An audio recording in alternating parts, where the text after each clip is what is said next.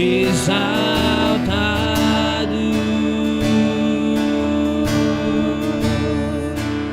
Oh, aleluia. Oh, obrigada, Pai, por essa manhã. Nós dependemos de Ti, Pai. Nada vem de nós, Pai. Oh, Pai, muito obrigada, Senhor, por esses dias que estamos vivendo aqui, Pai. Tem acrescentado na nossa vida, mas não para nós, Pai, mas é para Te servir, para Te adorar, Pai, com mais qualidade, Pai. Oh, aleluia. O Senhor é digno de toda a honra e toda a glória, Pai. E assim nós cremos que haverá nesta manhã também aprendizado, manifestação do Teu poder, Pai, porque estamos aqui para receber do Senhor, mas também, acima de tudo, para Te dar louvor com a nossa vida, Pai. Em nome de Jesus, amém.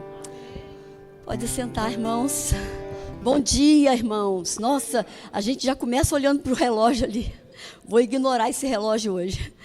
Então, irmãos, nós temos vivido dias maravilhosos, sexta e sábado. Quem não esteve aqui vai ouvir pelo YouTube, mas não é a mesma coisa. Foram palavras tão doces na sexta, tão sensíveis, e ontem foram palavras assim de amor pelas almas, trazendo, não sei se os irmãos tiveram essa percepção, que estavam aqui, nos trazendo para ter mesmo uma compaixão profunda pelos perdidos. Saber que neste momento tem pessoas indo para o inferno, vida eterna com o Satanás. Olha que triste. Então, num momento como esse, nesse período em que nós estamos celebrando o Dia Verbo da Vida de Missões, é um momento para nós aguçarmos mais esse pensamento, mas ele não pode sair de nós. Saber que nós temos uma missão aqui nessa terra. E eu queria nessa manhã trazer para nós refletirmos, não vou vir com uma palavra doce, né, mas vou vir com uma estratégia para nós entendermos que nós podemos fazer mais do que ontem, mais do que ano passado, mais do que mês passado, que nós podemos fazer mais.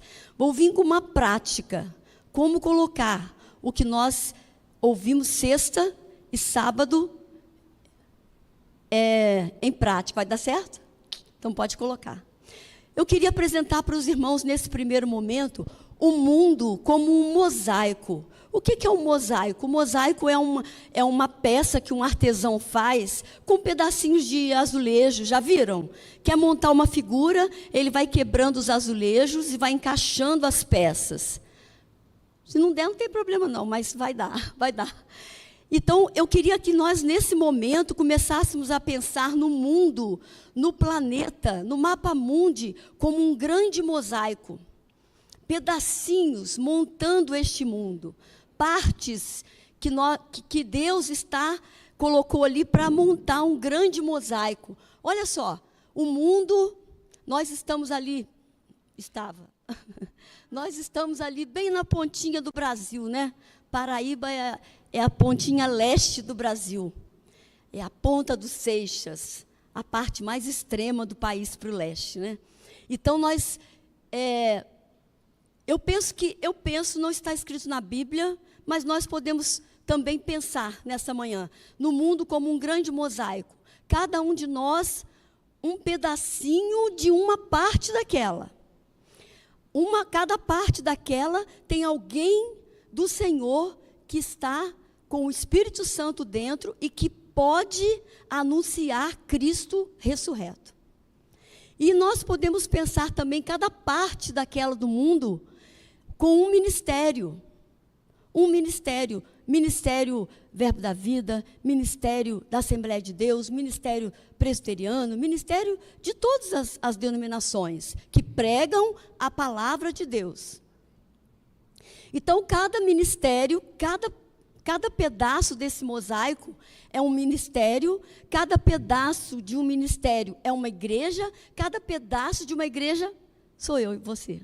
Amém? Então, juntos, nós vamos formar esse grande mosaico que Deus espera, que tem expectativa em nós, de ver toda a palavra, rastreando como uma sonda o mundo, chegando em todo lugar, porque para Deus importa que todo homem chegue ao pleno conhecimento da verdade, porque nós sabemos que só a verdade nos liberta. Então, somos uma peça. E nesse dia, Verbo da Vida de Missões, eu queria que nós pudéssemos fazer uma retrospecção sobre nós, individualmente, uma retrospecção sobre o grupo Verbo da Vida Distrito e uma retrospecção sobre o Ministério Verbo da Vida. Avaliar o que nós já fizemos e fazer os devidos ajustes para nós caminharmos mais, porque ainda não acabou, ainda falta muita coisa para fazer. Fazer os devidos ajustes, reforçar a visão local, ministerial e avançarmos. Essa visão, eu sou assim, como é que eu vou dizer? Eu gosto demais dessa coisa da pessoa ter uma visão, seja na igreja ou empresarial. Ter uma visão, porque o ser humano precisa de um norte. Ele precisa tem gente que se agarra até na visão errada, mas se agarra.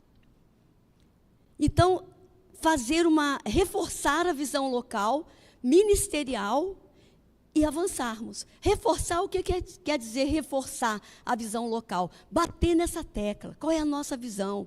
Qual é a nossa visão local? O distrito tem uma visão local, tem uma missão, tem princípios, tem valores? Tem. Porque senão nós não estaríamos aqui. Nós só estamos aqui porque nós somos apegados a uma visão. Amém? E reforçarmos a visão do ministério, porque nós estamos debaixo de uma visão e somos uma outra visão que completa esse mosaico. E vamos, assim, avançando, completando o mosaico. Quando nós não paramos para reforçar a visão, podemos ficar como o apóstolo Paulo disse, desferindo golpes no ar. Olha que interessante, abre lá em 1 Coríntios 9, 26. Mas eu vou ler o 25 só para a gente entender o contexto. Ele fala assim, o apóstolo Paulo, todo atleta em tudo se domina, aqueles para alcançar uma coroa corruptível, nós, porém, a incorruptível. Assim corro também eu, não sem meta. Assim luto, não como desferindo golpes no ar. Ele não atirava para todo lado. Vou fazer isso? Vou fazer isso? Amanhã eu acho que vou fazer isso. Amanhã eu acho que vou para Macedônia. Não vou para Tiatira.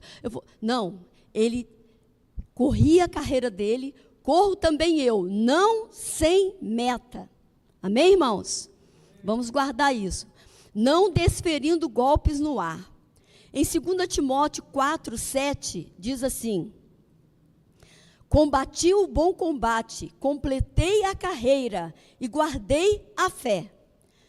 O apóstolo Paulo aqui, ele mostra para a gente que ele tinha uma visão de tudo que ele estava fazendo. Princípio, meio e fim. Ele não estava cumprindo o propósito dele de qualquer maneira. Ele sabia que ele estava combatendo, que ele tinha combatido o bom combate, acabou a carreira e guardou a fé, completou. E agora tribulações, açoites me esperam. A morte me espera, porque eu já combati o bom combate. Acabei a minha carreira e guardei a fé. Amém? Vamos dizer junto? Eu falo e os irmãos repetem. Estamos combatendo o bom combate.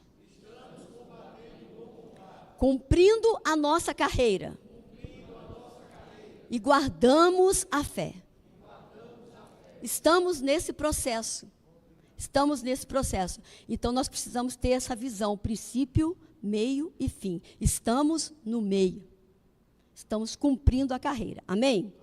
Distrito, Igreja Verbo da Vida Distrito, lugar de um povo bom. Quem que foi que inventou esse slogan? Pastor Isaías, só pode ser, né? Igreja Verbo da Vida Distrito, lugar de um povo bom. Você é uma pessoa boa, irmãos? Eu sou. Quem vai dizer aqui que é mal? Ninguém, né? Distrito, lugar de um povo bom. Podemos construir nessa manhã a nossa visão em cima desse slogan? Podemos. É a nossa marca. Distrito, lugar de um povo bom. Qual é a nossa visão? Vamos parafrasear, porque podemos mais na frente construir, ajustar, aprimorar a visão da igreja. Isso aí é totalmente flexível. A mudança de visão, caminhar por um outro caminho, sempre com a palavra sendo o nosso norte. Qual é a visão da igreja?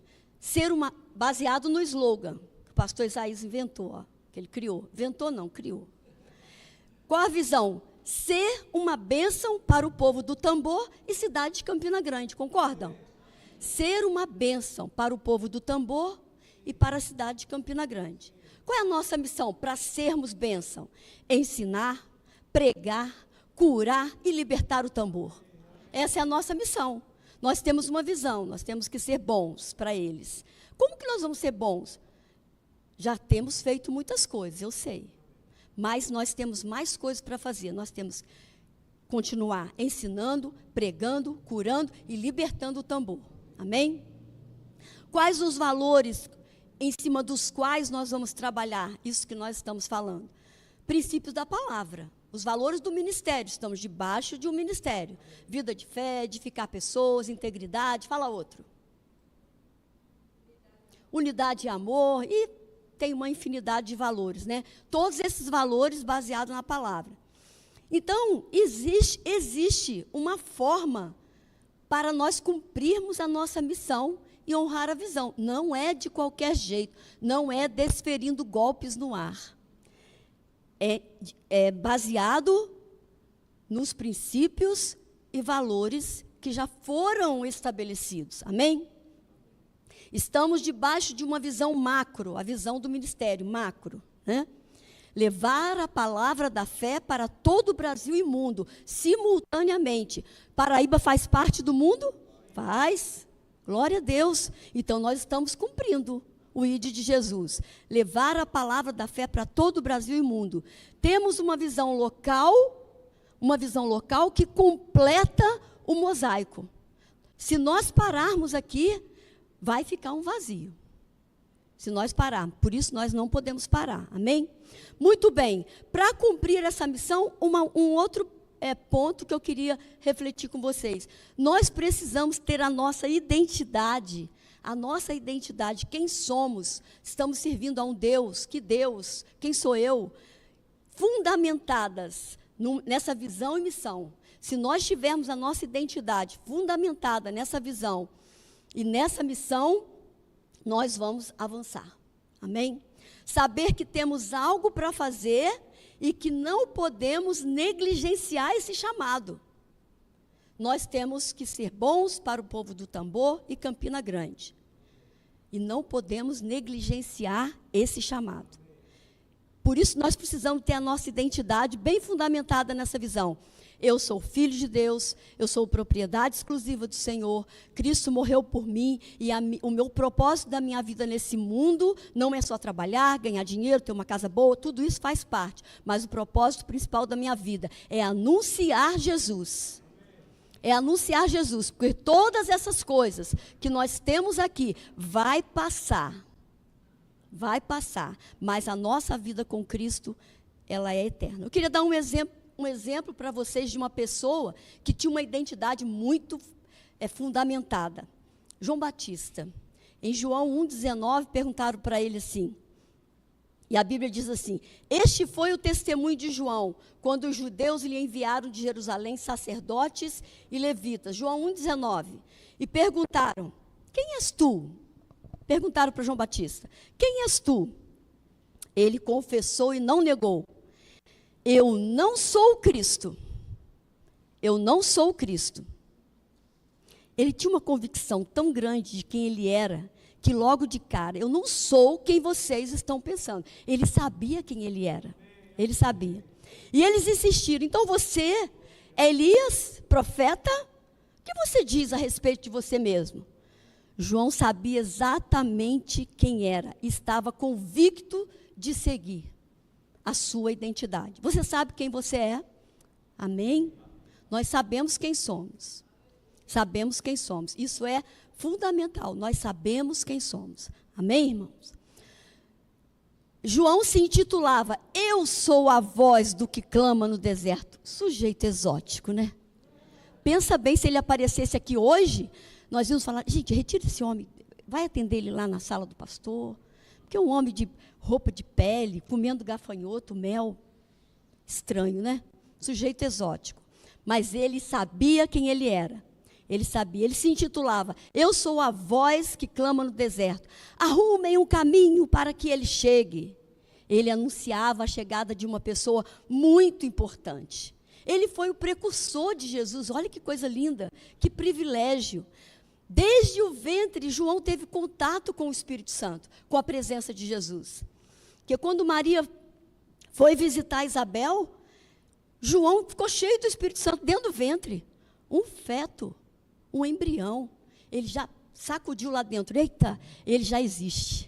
O Salvador que eu vou anunciar já existe. Olha que coisa maravilhosa. Que privilégio, irmãos. E hoje nós também podemos tremer. Estamos anunciando a volta desse Salvador. A volta.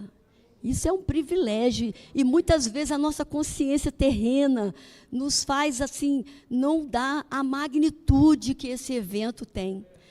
Eu estou falando de mim. Não nos deixa ter a dimensão de que isso representa, esse privilégio. João tinha totalmente a dimensão de quem ele estava falando e o que ele veio fazer nesse mundo. Saber quem somos, nosso propósito, nossa missão individual, porque não existe igreja sem propósito individual. São os nossos propósitos que vão fazer nós cumprirmos o propósito coletivo. Pastor Isaías não pode ficar aqui sozinho, sem uma pessoa que cante, sem uma pessoa que prega, sem uma pessoa que é diácono. Nossos propósitos se unem para cumprir o propósito coletivo, concorda, irmãos? Então, todos são importantes. João Batista lá no deserto, todo esquisito, mas ele tinha um propósito e ele cumpriu o propósito dele. Mas ele tinha isso dentro dele, muito enraizado. E nós precisamos ter isso dentro de nós, bem enraizado. Nosso propósito. Tanto Jesus quanto João eram filhos de pessoas comuns. João, filho de Zacarias, um sacerdote. E Jesus, filho de um carpinteiro. João se deixou ser conduzido pelo Espírito para fazer o que lhe foi confiado. Que privilégio! Anunciar a chegada do Salvador. Ele simplesmente seguiu o Espírito. Ele se deixou ser dirigido pelo Espírito, porque ele não tinha visto Jesus, ele só percebeu a presença de Jesus. Amém?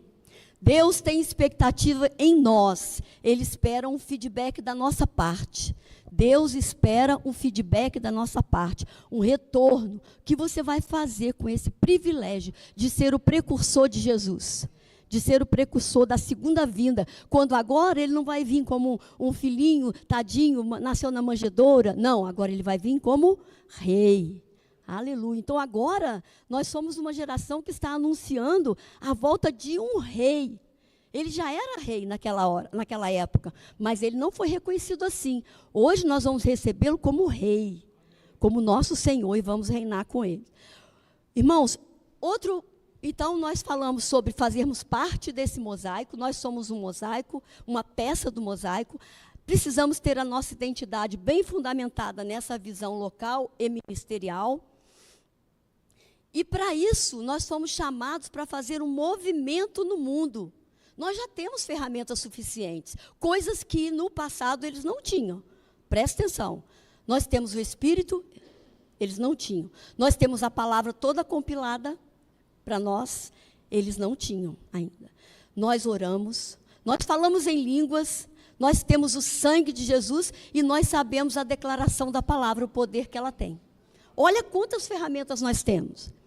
Com toda essa bagagem, é possível nós termos clareza da nossa identidade e cumprirmos a nossa missão coletiva e individual. Amém? João sabia quem era, o que tinha que fazer, não se importou com o que falavam dele.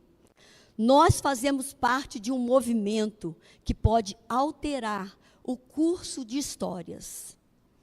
Você já viu pessoas que tinham uma vida X, se converteu, a vida virou Y? Mudou de trajeto. Então, nós fazemos parte de uma visão, de um movimento que muda o curso da história, que muda histórias de vida. Muda, assim, drasticamente.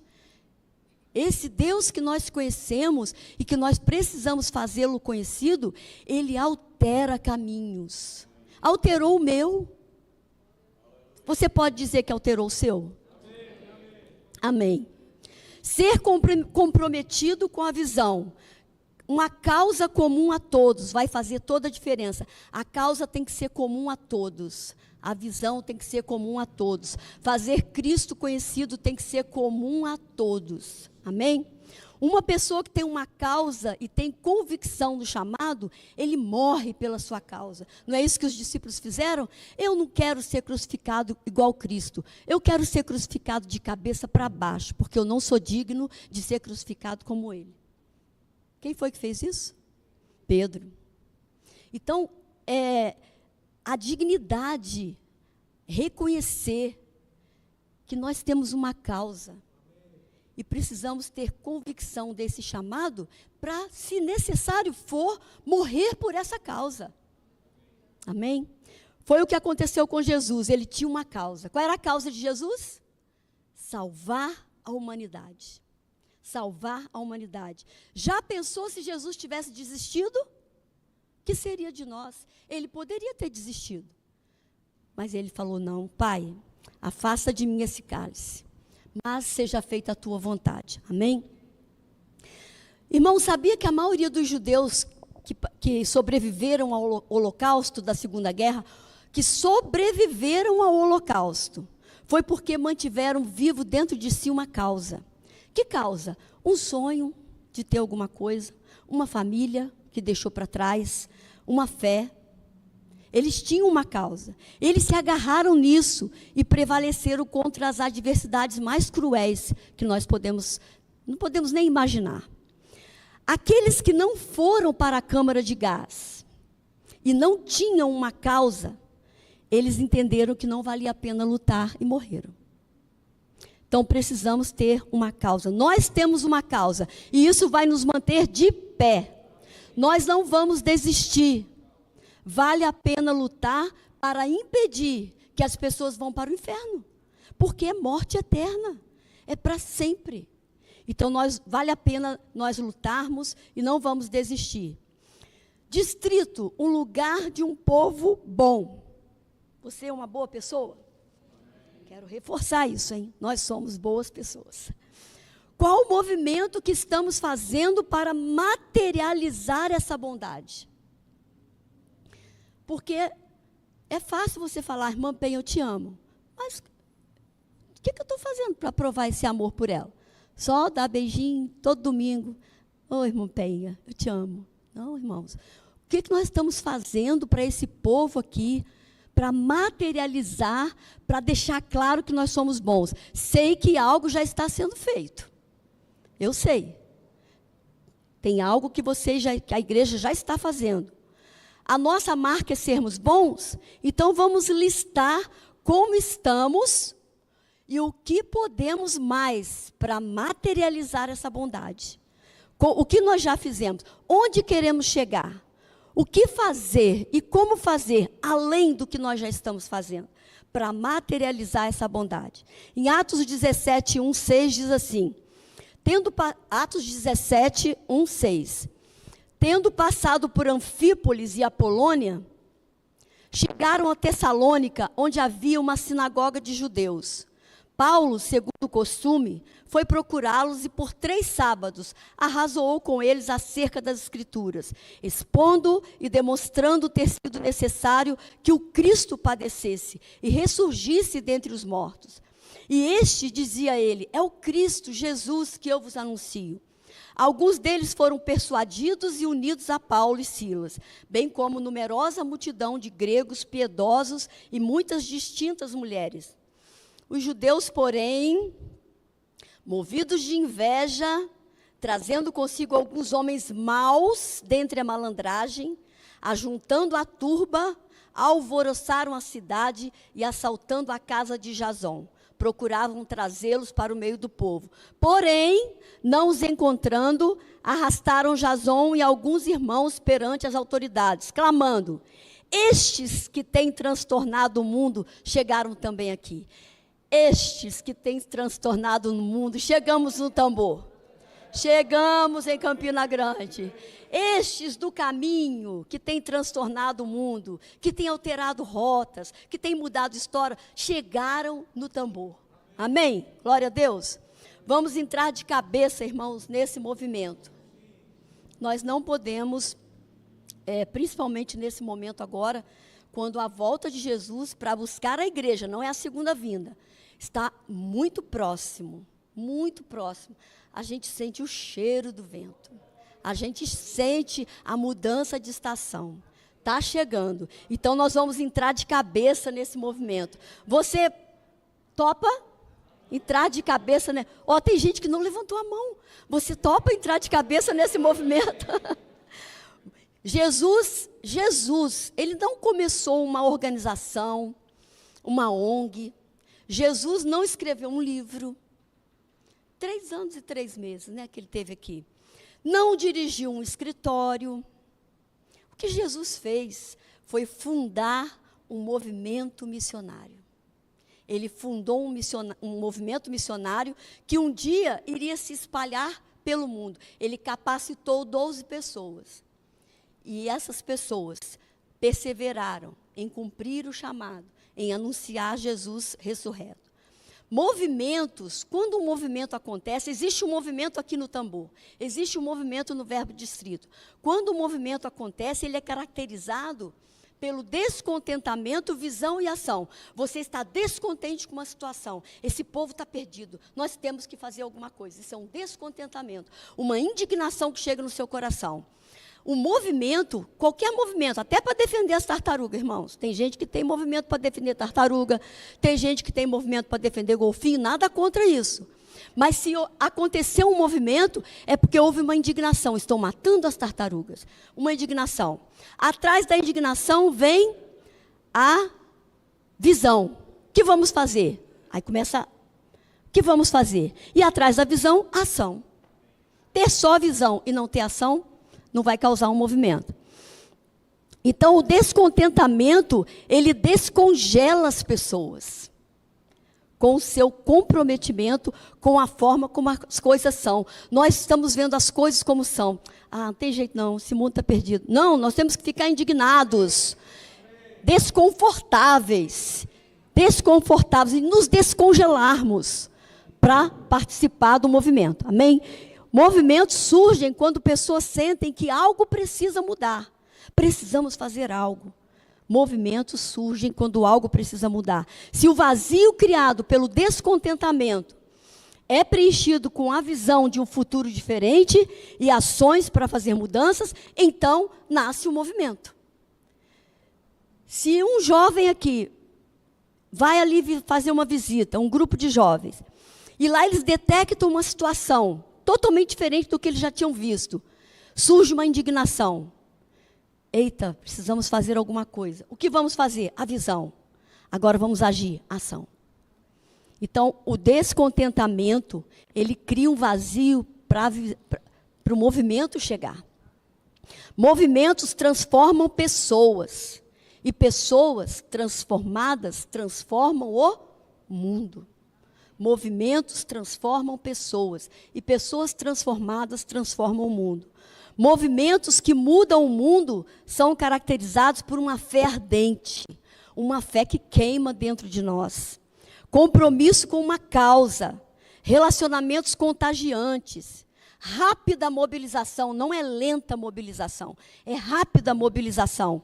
E métodos adaptativos, nós vamos ter que adaptar. O mesmo evangelho que eu prego lá num condomínio de classe A, eu vou pregar o mesmo evangelho, mas eu vou ter que ter métodos adaptativos para a nossa área aqui. Concordam, irmãos? Então, nós vamos ter uma fé, temos que ter uma fé ardente, compromisso com a nossa causa, relacionamentos contagiantes, nós agarrados um ao outro, ninguém solta a mão de ninguém, para fazer aquilo que tem que ser feito, amém? E adaptarmos os nossos métodos. E quem vai nos dar essas diretrizes, quem vai nos dar esses insights? O Espírito Santo. Nós temos tudo, nós temos tudo. Jesus fundou um movimento. Nós somos chamados para continuar sua missão no poder do Espírito Santo. Amém, irmãos? Nós temos tudo.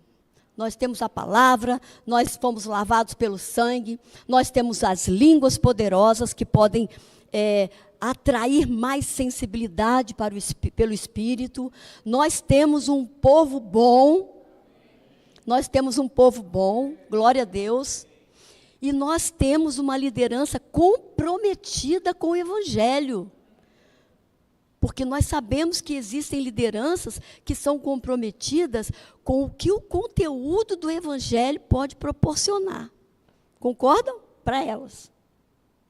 Não sei se os irmãos entenderam, mas nós somos comprometidos com a palavra. Nós queremos ver histórias de vida mudada. E Deus conta comigo, conta com você. E Ele fica aguardando o nosso feedback. O que você vai fazer com aquilo que eu já te dei? O que você vai fazer com essa indignação que nasceu no seu coração? Se uma coisa arde e queima no seu coração e te causa uma indignação, te causa um descontentamento, esse é o seu chamado. Esse é o seu chamado. Movimente-se. Faça alguma coisa. Junte-se a mais pessoas e faça alguma coisa para nós cumprirmos esse chamado que nós temos. Amém, irmãos?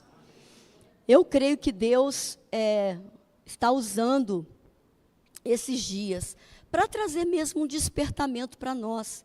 Porque é muito fácil. Vai, missionário, vai embora. E a gente fica aqui na nossa vida bem confortável. Não quero dizer que ele está lá no desconforto. Não é isso.